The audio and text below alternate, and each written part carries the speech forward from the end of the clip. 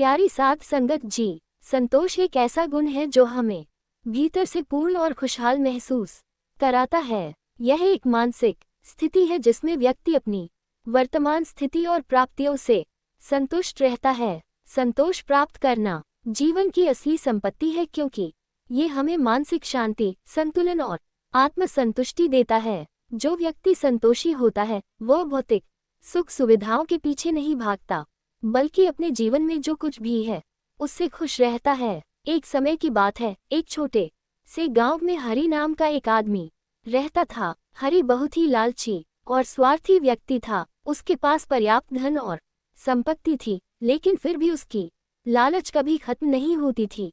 वह हमेशा और अधिक पाने की लालसा रखता था। गांव के पास एक घना जंगल था जहां कई किस्म के पेड़ और जड़ी बूटियां थीं। एक दिन हरि को जंगल में एक सुनहरी मछली मिली।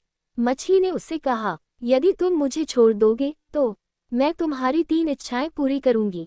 हरि ने तुरंत मछली को छोड़ दिया और अपनी पहली इच्छा व्यक्त की, मैं सबसे अमीर आदमी बनना चाहता हूँ। अगले ही पल हरि के घर के चारों ओर ढेर सारा सोना और हीरे बरसने लगे। हरि बहुत खुश हुआ, लेकिन उसकी लालच ने उसे चैन नहीं लेने दिया। कुछ समय बाद हरि ने अपनी दूसरी इच्छा व्यक्त की, मैं गांव का मुखिया बनना चाहता हूँ।